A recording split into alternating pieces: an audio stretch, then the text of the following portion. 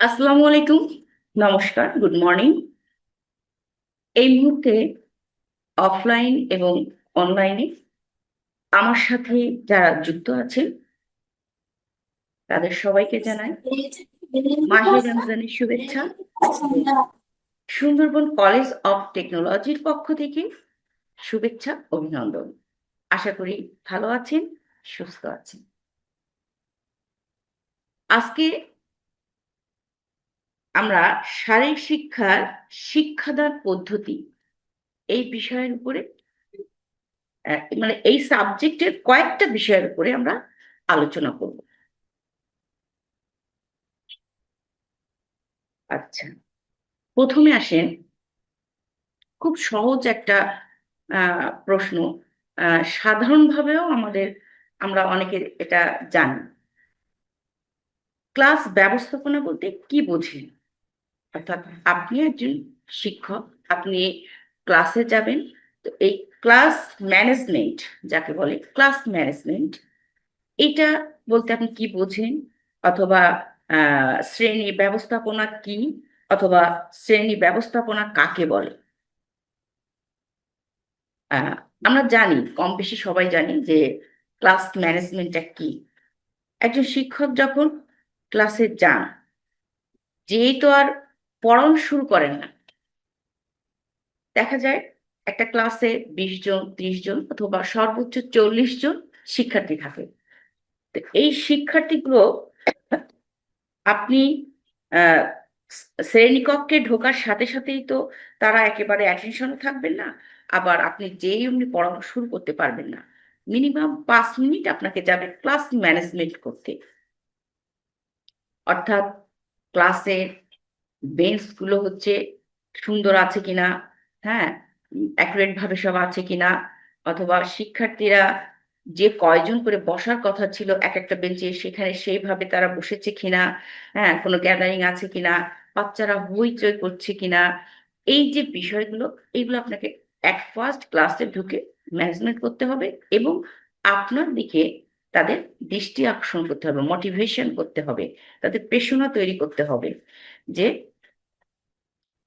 আহ, আপনি যে ক্লাসে আসছেন, এবং আপনি যে পড়াবেন যে বিষয়ের উপরে, তার তো আগে থেকে একটা প্রস্তুতি থাকবে। এবং ক্লাসে ঢুকে আপনি আগে ক্লাস ম্যানেজমেন্টটা করে নেবেন সুন্দরভাবে। ক্লাসটাকে আগে, পরিস্থিতিটাকে আগে আগে আপনি ঠান্ডা করে নেবেন।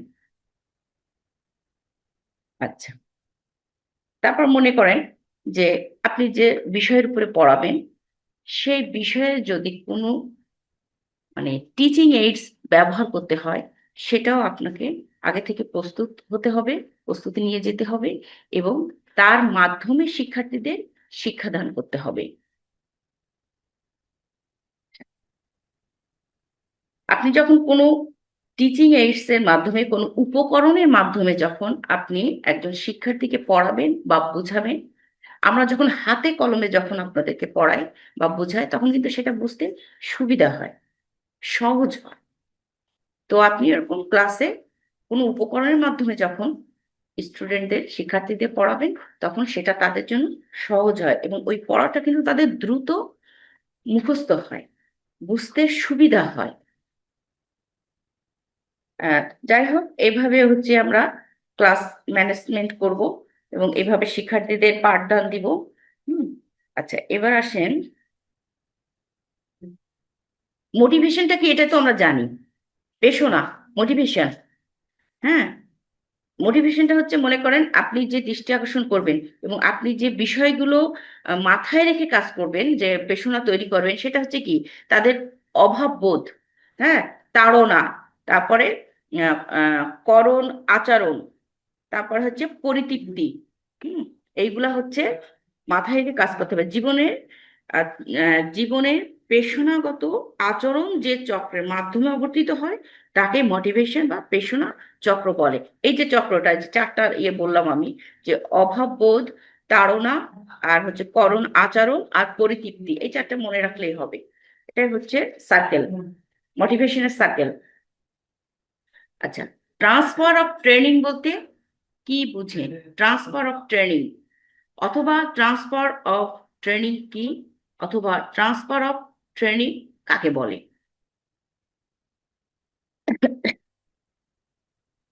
ট্রান্সফার মানে হচ্ছে প্রতিস্থাপন, স্থানান্তর করা, এক জায়গা থেকে আর এক জায়গায় স্থানান্তর হওয়াটাই হচ্ছে ট্রান্সফার। তো ট্রান্সফার ট্রেনিংটা হচ্ছে শিক্ষকের ভিতরে যে গুণাবলীগুলো থাকে, যে বিষয়গুলো তার ভিতরে অন্তর্নিহিত থাকে, সেগুলো শিক্ষার্থীর ভিতরে ট্রান্সফার করে দেওয়া, ডেলিভারি দেওয়া। অর্থাৎ আপনি আপনার শিক্ষার্থীদের যেটা শেখাচ্ছেন সেটা ঠিক মতন সে যদি শিখতে পারে, যদি সে গ্রহণ করতে পারে, তাহলে আপনার সেটা ট্রান্সফার অফ ট্রেনিং হবে। অর্থাৎ শিক্ষকের ভিতরে যে বিষয়গুলো থাকে সেগুলো শিক্ষার্থীর ভিতরে স্থানান্তর করা, সম্প্রদায় করা, হুম, প্রতিস্থাপন করা, এটাকেই বলে হচ্ছে ট্রান্সফার অফ ট্রেনিং। খুব সহজ, শর্ট প্রশ্ন বা সংক্ষিপ্ত প্রশ্ন আসবে, আপনারা এভাবেই বুঝিয়ে লিখলেই হয়ে যাবে। আচ্ছা,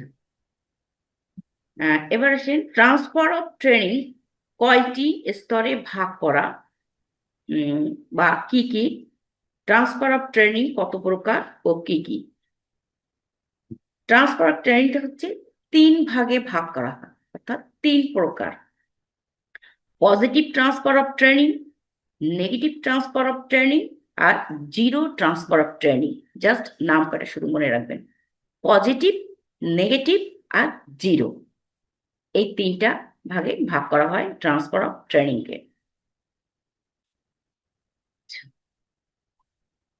আবার ছোট ছোট প্রশ্নগুলো কিন্তু খুবই সহজ এবং সাধারণ প্রশ্ন, কিন্তু এই কোশ্চেনগুলো কিন্তু আসে। হ্যাঁ, এটা যেমন 23 সালে এসেছে একটা কোশ্চেন যে পাট্টিকা কি, পাট্টিকার সংজ্ঞা লিখুন। এটা কিন্তু খুব ইম্পর্টেন্ট। এবং শিক্ষকদের ক্ষেত্রে পাট্টিকা এবং পাঠ পরিকল্পনা দুটোর সম্পর্কে অবশ্যই ধারণা থাকতে হবে। এবং এর ভিতরে কিন্তু কোশ্চেন অবশ্যই আসবে, আপনি পাবেন। বড় কোশ্চেন হোক, ছোট কোশ্চেন হোক, অতি সংক্ষিপ্ত হোক, আপনি পাট্টিকা সম্পর্কে কোশ্চেন পাবেন। তো শিক্ষার্থীর পূর্ব জ্ঞান, মানসিক ক্ষমতা, বয়স, রুচি, আগ্রহ ইত্যাদি বিচার করে শিক্ষার্থীর পূর্বার্জিত অভিজ্ঞতার আলোকে নতুন জ্ঞান, দক্ষতা ও দৃষ্টিভঙ্গি অর্জনের উদ্দেশ্যে শিক্ষক শ্রেণী পাঠদানের প্রতিটি পাঠের ক্ষেত্রে দৈনিক যে পূর্ব প্রস্তুতি থাকে তাকে পাঠ্যিকা বলে। অর্থাৎ আপনি যে বিষয়ের উপরে শিক্ষার্থীদের পড়াবেন সেই বিষয়ের উপরে আপনার যে প্রস্তুতিটা থাকবে সেটা হচ্ছে আপনার পাঠ্যিকা। আর পাঠ পরিকল্পনাটা হচ্ছে যে যে কারিকুলামটা থাকে সেটার উপরে, মনে করেন যে বছরে যদি 3টা পরীক্ষা হয় কি 2টা পরীক্ষা হয়, তো এই কোন এত পেজ থেকে এত পেজ পর্যন্ত যে পরীক্ষা, যে গুলো আপনি পড়াবেন, যে অধ্যায়গুলো আপনি পড়াবেন, এইগুলোর উপরে আপনার একটা পরিকল্পনা থাকবে যে আপনি এত তারিখ থেকে এত তারিখ পর্যন্ত বা এই সপ্তাহে আপনি তাকে এই বিষয়গুলো পড়াবেন, তারপরের সপ্তাহে হয়তো আপনি এই বিষয়ে পড়াবেন। এইটা হচ্ছে একটা দীর্ঘ সময়ের একটা পরিকল্পনা থাকে, সারা বছরের একটা পরিকল্পনা থাকে যে আপনি কি কি পড়াবেন তাদের। আর পাট্টিকা হচ্ছে আপনার প্রতিদিনের, প্রতিদিনের আপনার যে পড়াটা সেটার উপরে আপনি একটা প্রস্তুতিমূলক একটা ইয়ে রাখবেন, প্ল্যান।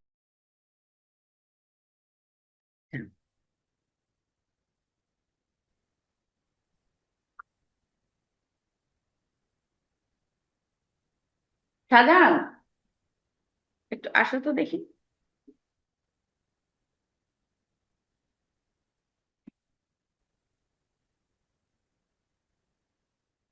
রেকর্ডিং কি অফ হয়ে গেছে?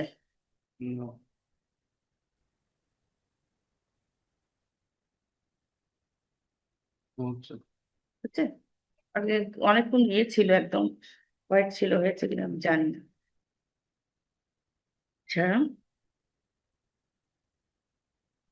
এবার আসেন শিক্ষাদান পদ্ধতিটা আপনার পরোক্ষভাবে, শিক্ষাদান পদ্ধতি বলতে কি বুঝেন এবং প্রত্যক্ষ শিক্ষাদান পদ্ধতি বলতে কি বোঝেন, অর্থাৎ পরোক্ষ এবং প্রত্যক্ষ শিক্ষাদান পদ্ধতিটা কি বা বলতে কি বোঝেন। তারা কি করলো যে মাত্র একটা কাজ দিল এবং তাদের পছন্দ মতন তাদের মেধা অনুযায়ী সেই কাজটা সম্পূর্ণ করবে, সেভাবেই তারা কাজটা বেছে নেয়। তো এটাই হচ্ছে পরোক্ষ পদ্ধতি। আর এই পদ্ধতির কিছু সুবিধা এবং অসুবিধা আছে। প্রথমে আসি আমরা পরোক্ষ শিক্ষাদান পদ্ধতিতে ছাত্রছাত্রীরা তাদের পছন্দ অনুযায়ী এবং যোগ্যতা অনুযায়ী কাজ বেছে নেওয়ার সুযোগ পায়। সুবিধাগুলো যে ছাত্রছাত্রীরা তাদের পছন্দ অনুযায়ী এবং যোগ্যতা অনুসারে তারা কাজটা বেছে নেওয়ার সুযোগ পায়। এই পদ্ধতিতে শিক্ষক শিক্ষার্থীদের পছন্দ ও অপছন্দ কর্মগুলো দেখবার সুযোগ পায় এবং কোনো বিষয়ের প্রতি তাদের আগ্রহ ও পছন্দ বেশি তা বোঝা বা বুঝতে পারে। অর্থাৎ শিক্ষার্থী তার পছন্দ অপছন্দ কাজগুলো করার সুযোগ পায় এবং এই বিষয়গুলোর উপরে তাদের কতটা আগ্রহ কতটা পছন্দ আছে সেটা তারা বুঝতে পারে। আচ্ছা, পরোক্ষ শিক্ষা পদ্ধতিতে ছাত্রছাত্রীরা গবেষণা কল্পনা ও আবিষ্কার করার সুযোগ পায়। অর্থাৎ নিজের মেধাটাকে তারা কাজে লাগাতে পারে, নিজে থেকে তাদের চিন্তা শক্তিটাকে তারা কাজে লাগাতে পারে। হ্যাঁ, এই জন্য তারা কি করে তাদের কল্পনা শক্তি, তারা গবেষণা আবিষ্কার এগুলো করার সুযোগ থাকে। এই শিক্ষা ব্যবস্থায় ছাত্রছাত্রীরা শ্রেণীর কাজ করতে আনন্দ পায়।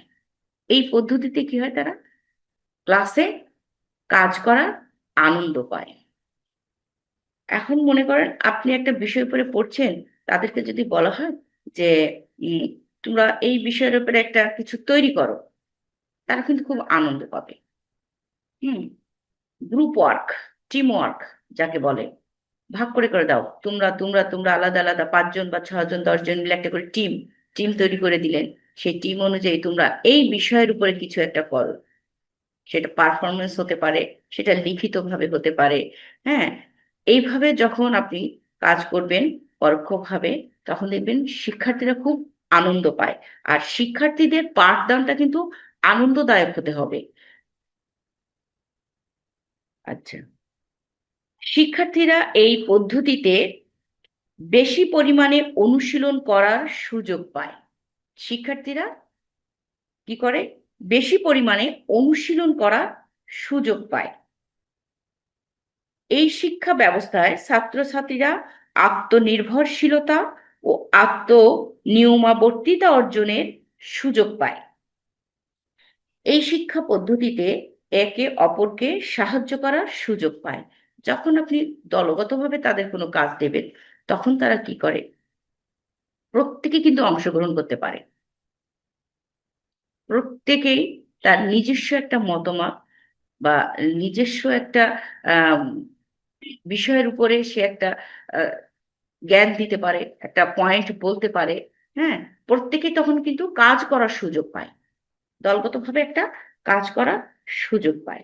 এবার দেখেন সরাসরি উপস্থাপনা পদ্ধতিতে সুবিধাগুলো কি। সরাসরি যে উপস্থাপন পদ্ধতিটা আছে, সেটার সুবিধাগুলো কি।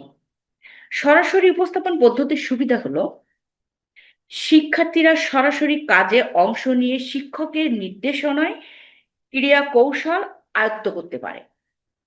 অর্থাৎ শিক্ষার্থী এবং শিক্ষকরা কি করে, সরাসরি সরাসরি নির্দেশনায় ক্রিয়া কৌশলগুলো আয়ত্ত করতে পারে। যেমন এখন আপনাদের যখন আমরা প্র্যাকটিক্যাল ক্লাস করাবো, সেই ক্লাস আর এই থিওরিক্যালি এখন যে অনলাইনে বসে আপনারা ক্লাস করছেন, এই ক্লাসের মধ্যে কিন্তু অনেক ডিফারেন্স। প্র্যাকটিক্যালি যখন আমরা ফেস টু ফেস যখন কাজ করব, যখন কোনো খেলার বিষয়ে যখন আপনাকে বোঝাবো, তখন কিন্তু সহজ হবে আপনার জন্য সেই শিক্ষাটা গ্রহণ করা। তো সরাসরি উপস্থাপনের পদ্ধতির এক খুব মানে একটা ভালো একটা দিক হচ্ছে যে আপনার শিক্ষক এবং শিক্ষার্থীদের কড়া কৌশলগুলো সহজে আয়ত্তে আনা যায়। অর্থাৎ হাতে কলমের কাজটা কিন্তু মানে সহজে বোঝা যায়। এতে অত্যাধিক সতর্কতার মাধ্যমে কাজ করা হয় বিধায় দুর্ঘটনার সম্ভাবনা কম থাকে। অর্থাৎ সতর্কতার সাথে আমরা কাজ করার সুযোগ পায়, যার কারণে কোনো দুর্ঘটনা ঘটে না। এখন আপনি যদি একটা শিক্ষার্থীকে একটা খেলার সম্পর্কে বোঝাচ্ছেন, একটা বল হোক ব্যাট হোক কিছু একটা দিয়ে, তো আপনি যখন বলবেন যে ওটা এইভাবে ধরো বা এইভাবে সার্ভ করো, এইভাবে এটা থ্রো করো, হ্যাঁ, তা না হলে একটা দুর্ঘটনা ঘটতে পারে, আপনি তাকে সতর্ক করে দিচ্ছেন হাতে কলমে, সরাসরি। তখন শিক্ষার্থীর জন্য সেটা সহজ হবে এবং দুর্ঘটনা কিন্তু ঘটবে না। আপনি দেখতে পাচ্ছেন যে সে ব্যাগটা উল্টোভাবে ধরছে বা এভাবে মারলে একটা অ্যাক্সিডেন্ট হতে পারে, আপনি সাথে সাথে তাকে সতর্ক করে দিলেন যে এভাবে না, তুমি পজিশন চেঞ্জ করো, তুমি ওটা এইভাবে ধরো, এইভাবে থ্রো করো। তখন কিন্তু সেটা সহজ হয়ে যায় এবং কোনো দুর্ঘটনা ঘটে না। শিক্ষার্থীরা এই পদ্ধতিতে, সরি, আহ, এতে দ্রুত ভুল সংশোধন করা যায়, দ্রুত ভুল সংশোধন করা যায়, যেটা বললাম আমি, যে আপনি দেখতে পাচ্ছেন যে সে ভুল জিনিসটা থ্রো করছে, ভুল জিনিসটা সে আহ, ইয়ে করছে, ব্যাটিং করছে, আপনি সাথে সাথে সেটা সংশোধন করে দিতে পারবেন দ্রুত। হুম, আচ্ছা কি হয়, আচ্ছা, আর শিক্ষার্থীদেরকে নিয়ন্ত্রণে রাখতে পারা যায়। আপনি কিন্তু সরাসরি তখন শিক্ষার্থীকে কিন্তু নিয়ন্ত্রণে রাখছেন। আমি থিওরিক্যালি যখন আপনাদেরকে আমি একটা খেলা সম্পর্কে বোঝাচ্ছি, আপনারা কিন্তু আমার নিয়ন্ত্রণের বাইরে চলে যাবেন, ভিতর থাকবেন না। সরাসরি যখন হাতে কলমে যখন প্র্যাকটিক্যালি যখন আপনাকে আমি শিখাবো, তখন আপনারা আমার নিয়ন্ত্রণে থাকবেন। শিক্ষার্থী শিক্ষকের নিয়ন্ত্রণের ভিতরে থাকে এবং দ্রুত ভুল সংশোধন করা যায়। হ্যাঁ, কাজটা খুব সুন্দরভাবে হয়, কোনো দুর্ঘটনা ঘটে না।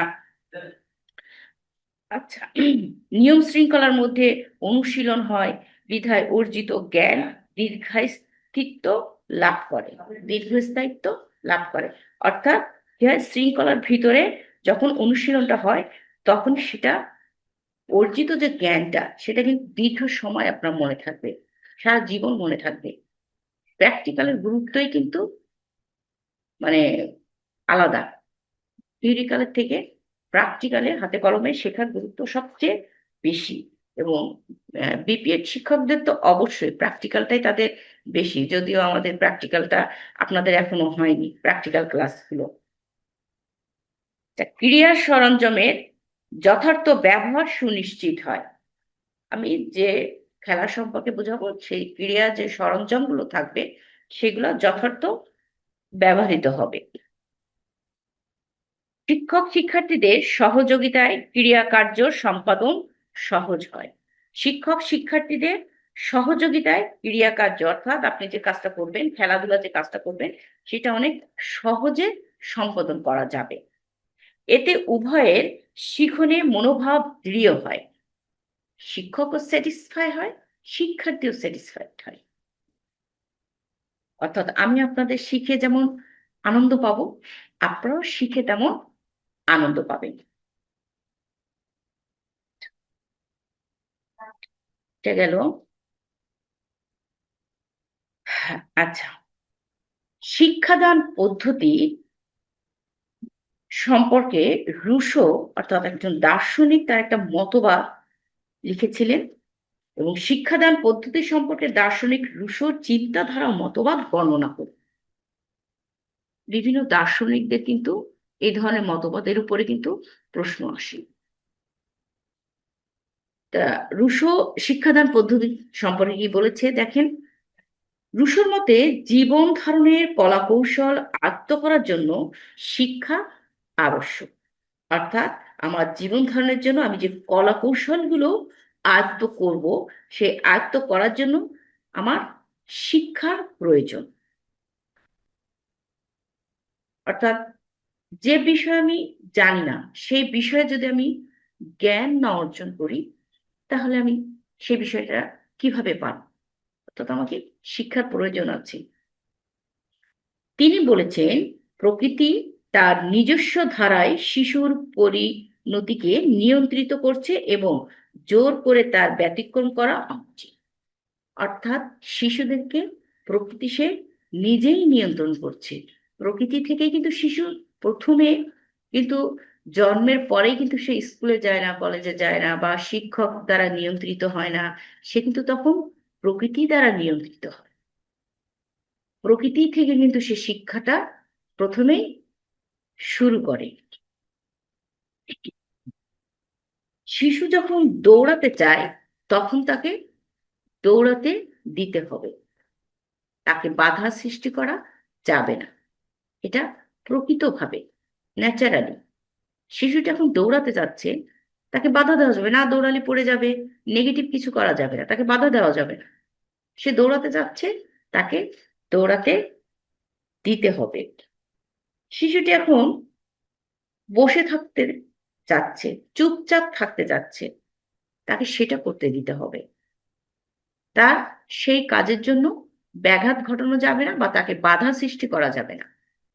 প্রকৃতভাবে শিশু যেটা করতে যাচ্ছে তাকে সেটাই করতে দিতে হবে।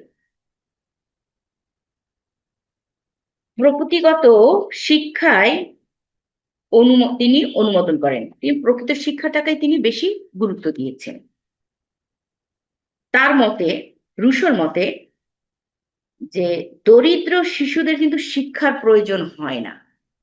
দরিদ্র শিশুদের তিনি মনে করেন যে দরিদ্র শিশু যারা, দরিদ্র পরিবারে যে সকল শিশুরা জন্মগ্রহণ করেছে, তাদের শিক্ষার প্রয়োজন হয় না। কেন হয় না? কারণ প্রকৃতির ভিতরে ওই শিশুটি বেড়ে ওঠে, প্রকৃতির দপ্তরে সে শিক্ষা গ্রহণ করে। অর্থাৎ গরিব পরিবারের শিশুরা, তারা অনেক সুযোগ সুবিধা থেকে বঞ্চিত থাকে, তারা একদম প্রকৃতভাবেই তারা বেড়ে ওঠে। এই জন্য উনি বলেছেন যে দরিদ্র শিশুদের কখনো শিক্ষার প্রয়োজন হয় না, তারা প্রকৃতির দপ্তরেই শিক্ষা গ্রহণ করে থাকে। ধনী পরিবারের শিশুদের শিক্ষার প্রয়োজন হয়, কারণ তারা একটা আয়ত্তের ভিতরে বেড়ে ওঠে, তারা একটা গণ্ডির ভিতরে বেড়ে ওঠে। এই জন্য তাদের শিক্ষা বা পাঠদানের প্রয়োজন হয়। আর যারা কৃত্রিম পরিবেশে অর্থাৎ লালিত পালিত হয়, কৃত্রিম পরিবেশে অর্থাৎ ধনী পরিবারের ছেলেমেয়েরা কিন্তু কৃত্রিম পরিবেশেই তারা বড় হয়। রুশো শিশুকে তার প্রকৃতি অনুযায়ী শিক্ষা দিতে চেয়েছেন। সে বলেছেন যে প্রকৃতি থেকে শিশু শিক্ষা গ্রহণ করবে। আপনি একটা বিষয়ের উপরে শিক্ষার্থীকে যখন পড়াবেন, সেটাকে যদি আপনি ক্লাসরুমের বাইরে নিয়ে কোনো পরিবেশে নিয়ে যদি আপনি সেটা পড়ান, যে দেখো এই যে বিষয়, এই জিনিসটা দেখছো, মনে করেন আপনি একটা গাছ সম্পর্কে তাদের পড়াচ্ছেন, যে গাছের কয়টা অংশ, কি কি, গাছ কিভাবে খাদ্য গ্রহণ করে। এভাবে যখন আপনি সায়েন্স পড়াবেন বা পরিবেশ এর উপরে পড়াবেন, আপনি একটা বাইরের পরিবেশে নিয়ে যখন শিক্ষার্থীকে সেটা শেখাবেন, সে কিন্তু খুব সুন্দরভাবে শিখতে পারে, খুব সুন্দরভাবে। তাকে কিন্তু ওই পড়াটা মুখস্থ করতে হয় না, বই খুলতে হয় না, সে প্রকৃতভাবে সে শিখে যায়। তো রুশো তার অ্যামিল অ্যামিল নামক গ্রন্থে এই মতবাদ দিয়েছেন। উনি এই বিষয়ের উপরে অ্যামিল নামের একটা বই লিখেছিলেন। সেই বইতে তিনি এই মতবাদগুলো উল্লেখ করেছেন, যে শিশু প্রকৃতভাবেই বেড়ে ওঠে এবং প্রকৃত থেকেই সে শিক্ষা গ্রহণ করে। তার মতে শিশুর শিক্ষা হবে তার সামর্থ্য এবং আগ্রহ ও চাহিদা অনুযায়ী। শিক্ষার্থীদের শিক্ষাটা হবে হচ্ছে সামর্থ্য, আগ্রহ আর চাহিদা অনুযায়ী। অর্থাৎ আহ, একটা অনেক বড় ভালো স্কুলে কিন্তু যে কেউ যে পড়তে পারে না, সেখানে তার অনেক অর্থের প্রয়োজন হয়। একটা প্রাইমারি স্কুলে সব শ্রেণী বা সব পরিবারের ছেলেমেয়েরা কিন্তু পড়ার সামর্থ্য থাকে, কিন্তু যখন একটা কিন্ডারগার্টেন লেভেল বা ন্যাশনাল পর্যায়ের কোনো আম, স্কুলে যখন আহ, কিন্তু যে কেউ ভর্তি হতে পারে না, পড়তে পারে না, হ্যাঁ, এখানে একটা অর্থের বিষয় আছে। আবার দেখা যায় সব শিক্ষার্থী, মানে চাহিদাটা একরকম হয় না। হ্যাঁ, শারীরিকভাবে কেউ হয়তো উম, একটু দুর্বল থাকে, উম, সে, আপনি তাকে বোঝাচ্ছেন পড়াচ্ছেন, কিন্তু সে সেভাবে নিতে পারছে না। তারপরে মনে করেন আহ, আগ্রহ, আগ্রহটা কিন্তু সব শিক্ষার্থী, আপনি একটা ক্লাসে যখন 20 জন শিক্ষার্থীকে পড়াবেন, সবার আগ্রহ কিন্তু একরকম থাকবে না। সেহেতু রুশো বলেছে যে সামর্থ্য, আগ্রহ, চাহিদা অনুযায়ী শিক্ষাটা দিতে হবে। মানুষ যে শিক্ষা দেয় তা কৃত্রিম, অর্থাৎ আমরা যে শিক্ষাটা দিই সেটা হলো কৃত্রিম ভাবে দেই। আমরা আম, পাঠ্য বই পড়ে বাচ্চাদের মুখস্থ